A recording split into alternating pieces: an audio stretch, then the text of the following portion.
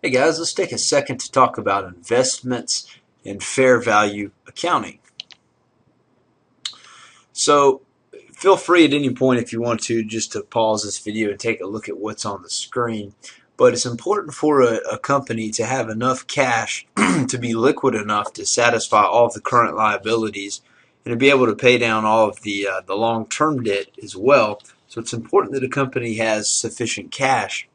But it's also a mistake for a company to have a whole lot of cash sitting idle. If you can do something more productive with it, it makes sense. Let the money make money for you. Perhaps you could buy stock in another company. Perhaps you could lend some of the company's money to another company and earn interest. Lots of different things like this. And so it's important to not just let the cash sit idle. In this chapter, we're going to talk about some of the ways a company might put that money to work. Two of the common ways that a company might put its money to work are by investing in equity and in debt securities, right? So debt securities, that's essentially us loaning money to another company. We spoke in the previous chapters there about bonds payable, and or I shouldn't say bonds payable. If you're the person that's going to have to repay the amount, then it would be a bond payable. And in this case, we're going to be the people that are purchasing the bond, and that means that we're the ones lending the money. So we're going to be receiving interest income off of that. And then at the maturity, we're actually going to receive the amount that we loaned them as well. Equity securities. This says equity securities which are preferred in common stock that represent ownership in a company, and they don't have a fixed maturity date. So with this, we're talking about simply just buying the stock of another company. So it's possible for a company to loan money to another company, and it's possible for a company to own part of another company as well. So as I mentioned before, these are some of the reasons why a business might decide to put some of its idle cash to work. Hopefully we can either earn interest, dividends, or realize gains from increases in the market price of those securities, so those bonds or that stock that we own in another company. Okay, so let's take a look here. What if we purchased $18,000 of bonds here, and we purchased them from somebody else? They're going to pay interest semi-annually, once in July and once in January. And we can see here we purchased these guys on March 17th. The last time they paid interest was on January 31st. So we've got all of February and part of March. They were earning interest, but somebody else actually owned them at that point. So those people that owned them before we purchased it, $135 of interest was earned on their watch. The actual amount, let's take a look here in a second. The actual amount that's going to be received, this $540, is equal to the $18,000 times 6% times 1/2, right? So for half of the year. When we received this $540, part of that was earned by us, $405, but this other $135 was earned before we actually took possession of it. So it wouldn't make sense for us to have earned that $135, but we knew that was earned on somebody else's watch while they had possession of the bond. So back to the slide we were on here originally, we can see, like I said before, that when we purchased it, we paid $18,135. Essentially what we did was we bought the bond for $18,000, and this accrued interest here, we use the interest receivable account.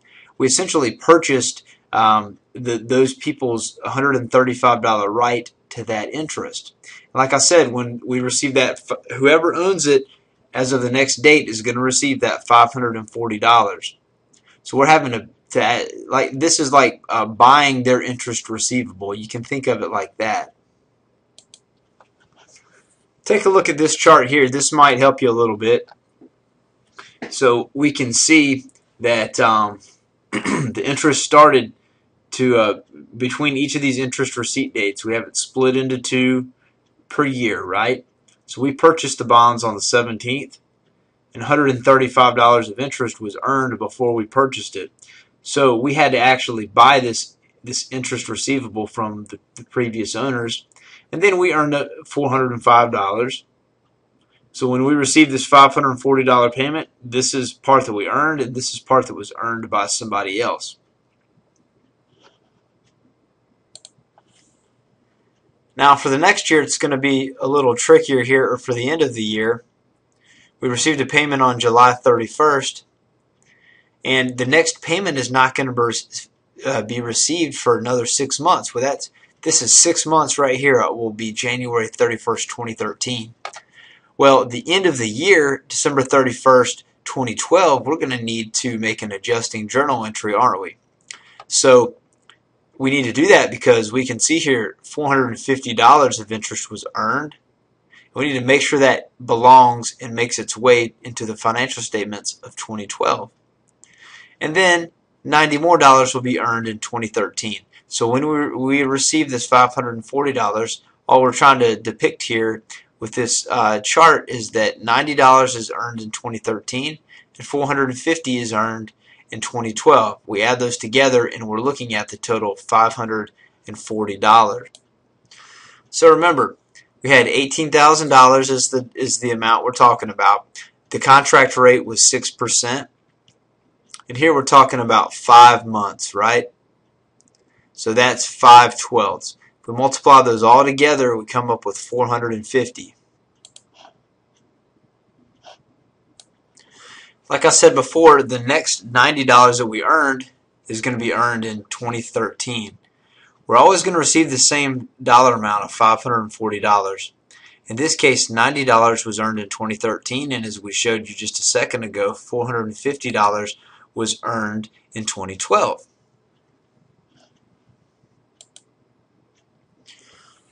Okay guys, let's have a little change of pace here. Now let's talk about equity, not debt investments, but equity investments.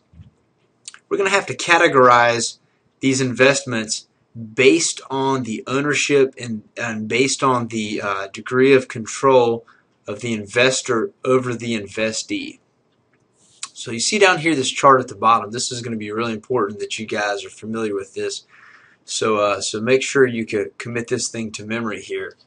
But basically, generally accepted accounting principles states that we have to determine the amount of control that the investor has over the investee. So the company that's buying the equity of another company is the investor, and the investee is the company that is selling its ownership, right, or selling its stock to another company.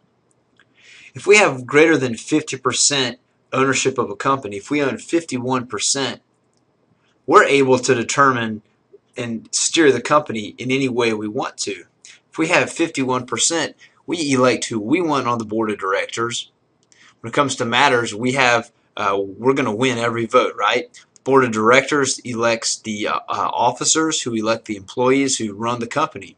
So if we own more than 50%, we have control. In this case, we're going to consolidate the financial statements. We'll talk about that in a little bit more, we'll talk about that a little bit more in a little bit, but basically that just means that we're going to lump all of the financial statements together. So if you have a big company and they have, they're the parent company and they have lots of smaller companies that they own more than 50% of, those are their subsidiaries, and we put all those financial statements together so it's like it's one big company. Okay? On the opposite end of the spectrum, if we have less than 20%, we're considered to have no control. So if we have less than 20%, we don't have we don't own enough stock that we're going to be able to likely get what we want just because it's what we want. We'd have to have other people other stockholders vote the same way, right? So there's considered to be no control if you have less than 20%. If that's the case, we're going to use the cost method.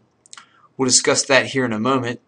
And if it falls somewhere in between 20% and 50%, so if we own 35%, 42%, 48%, whatever, if it's in between these two amounts, between those two percentages here, then we have significant influence. We don't have control, but we own enough of the company that we can definitely influence the direction it goes. And in that case, we're going to use the equity method.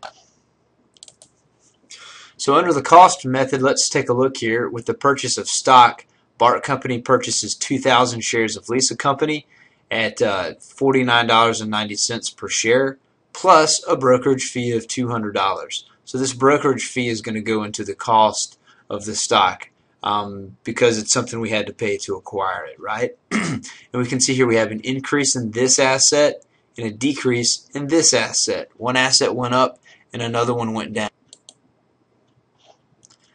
Okay, it says on July 31st, BART Company receives a dividend of 40 cents per share from Lisa Company.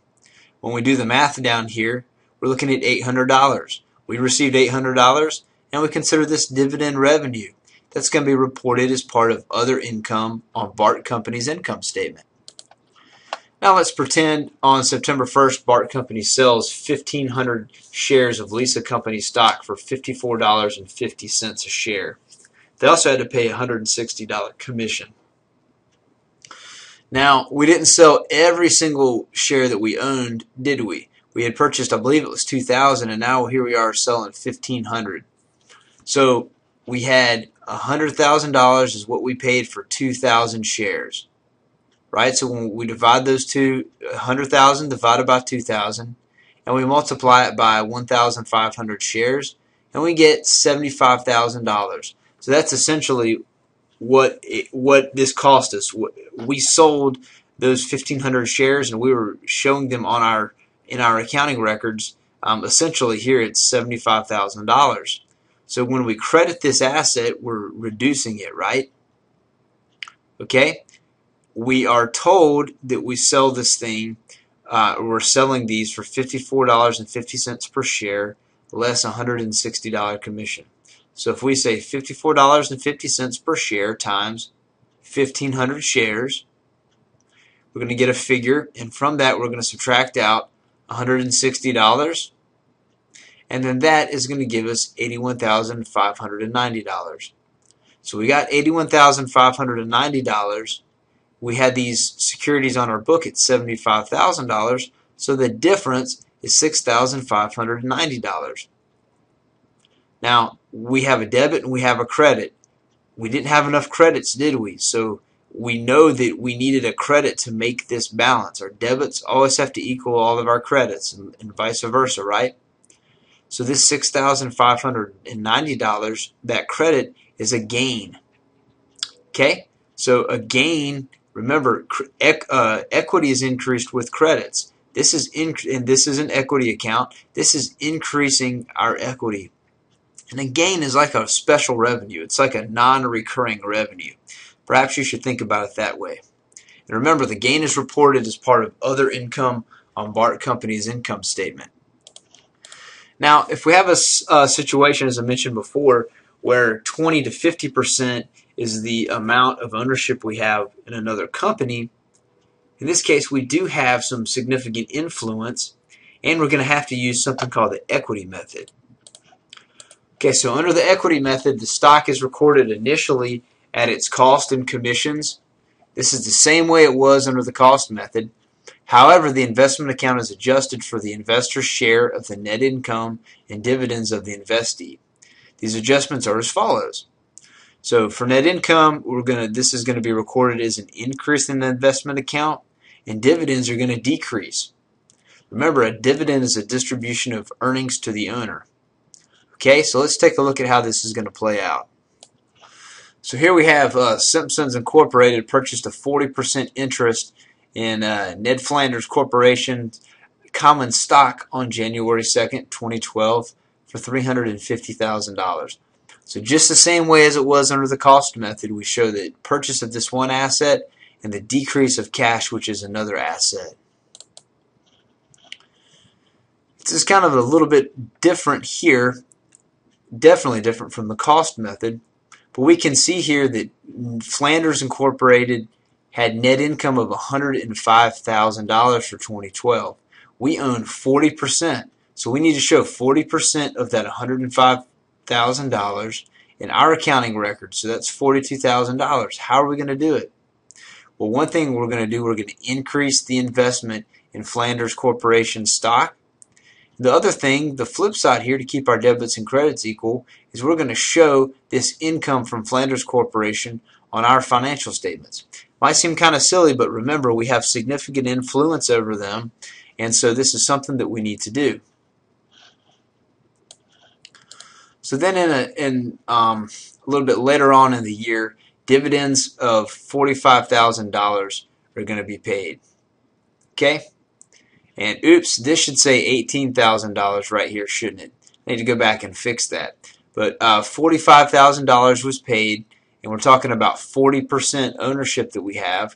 So 45 times 40% is 18. Got to fix that there. And so that's from where we get this number. So we're actually going to receive those dividends, so we're going to get $18,000. But that's going to hurt our equity in this company, isn't it? Because this is dividends hurt, or they reduce the amount of equity.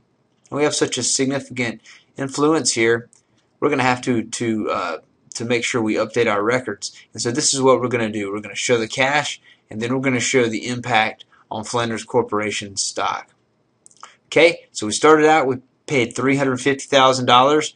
We had our share of net income. Then we had our share of the dividends, and that means we're left with $374,000. So I've gotten this changed now. So we can see here we started out with $350,000 is what we paid for a 40% ownership stake in this business. Because it's more than 20 and less than 50%, we have to use the equity method here. So when they had a net income, we needed to show 40% of that in our financial statements. And when we had the dividend that was paid out, we needed to show a reduction of 40%. So we start out with 350, we added 42, we subtracted 18, and we're left with $374,000 is our equity stake in this company. So if we decided to sell our ownership stake in this business, right now we have it valued at $374,000. If we're able to sell that stake, that percentage that we own in it, that 40% ownership percentage for $400,000, then we're looking at a difference of $26,000. And by the way, that amount is going to be showed as a gain. Now, as I mentioned before, if we own more than 50% of a company, then we have control over it. And the company that purchases the other company is the parent. And the company that we control is called the subsidiary. Okay? So this is a very complex issue and explained in advanced accounting text. So we're not going to go into any more detail about that right now. Typically, the general rule has been thus far that we value all of our assets at historical cost, meaning whatever we paid for them, right? There's a little bit of a difference when we're talking about some of these securities. In some circumstances, we're going to see that it's going to be okay to value these guys at their fair market value. So the fair market value would be what we could get for them if we were to sell them right now, if we were to sell them today. Well, actually, we're really concerned about the date of the financial statements. But like I said before, their fair market value, what is it currently worth? And keep in mind, we're able to use their fair market value because it's easily determinable, right? They're often traded on public exchanges such as the New York Stock Exchange. We can go to Yahoo Finance or Google Finance, drop in a stock ticker symbol, and see exactly what a company was trading for on a specific point at a specific point in time. So it's very verifiable and easy to determine. To elaborate on the trend to fair value accounting, remember that we've seen throughout the book where there's a push towards the international to be more in line with the international financial reporting standards. We use generally accepted accounting principles, but right now there's a convergence project to bring the two closer together. Okay, and as that takes place, international financial reporting standards is bigger on using fair market values for assets, and generally accepted accounting principles has always been more into using historic cost. Okay, so we're going to see probably in the near future more and more assets being valued at fair market value versus historic cost. Okay, so that's one of the main reasons we can see down here that there's a trend to move in this direction. Okay, guys, I know there's a whole lot on this slide, so you might want to pause it and just kind of take a look at it and try to give everything a second to sink in. But basically, we have three different categories here. First off, held to maturity securities. This relates only to debt securities. When we have an ownership stake in another company in terms of equity, if we own the stock of another company, that stock never matures, right? I mean, it lives on indefinitely. Okay, so held to maturity, therefore, only relates to debt securities. So let's just start out, keep getting that straight first. Now, it is possible to buy and sell bonds and make gains on the, or hopefully not, but incur losses on the change in the value between what we paid for it and what we're selling it for. And definitely that can take place with equity. And so both of these we're able to buy and sell, and there's not necessarily with trading securities and available for sale are different from held to maturity, so we don't have to worry about the whole maturity thing with these. So debt and equity can fall into either of these categories. Now, these trading securities and available for sale, this categorization scheme, like it says down here at the bottom, they're normally reserved for equity ownership percentages that are less than 20%. Remember, that's what we used for the cost method. Securities accounted for using the equity method are not normally valued at fair value, but may be if the company makes a special election. Now we can see here with these trading securities and these available for sale securities that we're going to mark these guys up to whatever their fair market value is. It's not the case here with held to maturity, but it is for available for sale and trading.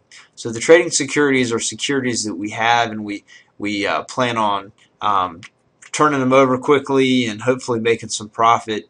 And available for sale, you can think of this maybe as securities that we have. We could sell if the price is right, but it's not our intent necessarily to sell them right away in the short term. Okay, so there's this term here. It says unrealized gain. And what is an unrealized gain? Well, first think about this. A realized gain or a realized loss is what takes place when we actually sell it. So an unrealized gain or an unrealized loss, what that is if we would have sold it, how much gain we would have or how much loss we would have incurred. And because we're going to mark these guys, we're going to adjust them from their historic cost, what we actually paid for them, and we're going to mark them up to their fair value, right? See fair value and fair value here. We're going to have this we're going to see that we're going to have some unrealized gains or losses. We're going to have to know how to account for those guys. Okay, so with these trading securities, we're going to see that the unrealized gains or losses are going to show up on the income statement. Okay, now that's not going to be the case here with these available for sale securities. It says the accumulated unrealized gain or loss is reported in the stockholders' equity section of the balance sheet. Okay, so that's how we're going to account for both of these. So let's take a look at an example here. What if we purchased $24,000 worth of securities here? These are what we these are what we paid for them, what we actually paid for them. And let's take a look now. Let's say it's time to prepare the financial statements, and we can look these different companies up and see that their values have changed. And this is what they're all currently worth. So we paid $24,000 for them, and they're now worth $25,300. And these are trading securities. To account for that $1,300 difference in the value, we do two things here. First off, we're going to increase this valuation allowance for trading investments. Okay, so that's going to show this is going to be an increase in that asset, that investment that we have. And we're going to have this unrealized gain on trading investments, and this is going to show up on the income statement. Okay, so take a look over here. Paid $24,000 for them. And this account right here, this valuation allowance for trading investments, we're going to mess with this. We're going to adjust it up and down to get the ending number that we want here for the trading investments at their fair value. Okay? Now let's take a look if we had the same set of circumstances, but we were dealing with available for sale securities. We're going to have some accounts that are very similar. We're going to have to boost up that asset account using the same allowance in this case it's for available for sale investments instead of trading, but we're going to have an allowance that boosts that asset. And we're also going to have down here, same thing, an unrealized gain or loss. Only difference is this isn't going to go onto the income statement. It's going to bypass the income statement. And we can see here this looks the same, except for now we have an allowance for available for sale instead of trading securities. And we end up having this adjusted to the fair market value. But down here below we can see in the stockholders equity section, now we have this, instead of it going through the income statement, it bypasses the income statement and finds its way straight to the stockholders equity section. So let's take a look at a different company in this this balance sheet here. You can see, you can see that the investments right here are, this is the equity method, so this isn't adjusted to fair market value. However, these investments up here are. Take a second to read the assumptions. Okay, so this is a new company with a new fake scenario, but all of these here, these trading investments, are marked up to fair market value, but we don't need to do that with the equity method in this circumstance. And we can see here on the income statement, we're going to show the equity income for the percentage that Morning Joe owns of AM Coffee. We're going to show that right here on the income statement. And because it's a trading investment, the unrealized gain actually is going to be reported on the income statement. I realize this chapter can be a little bit tricky and confusing, but I certainly appreciate you taking the time to watch the video. Please let me know if you have any questions.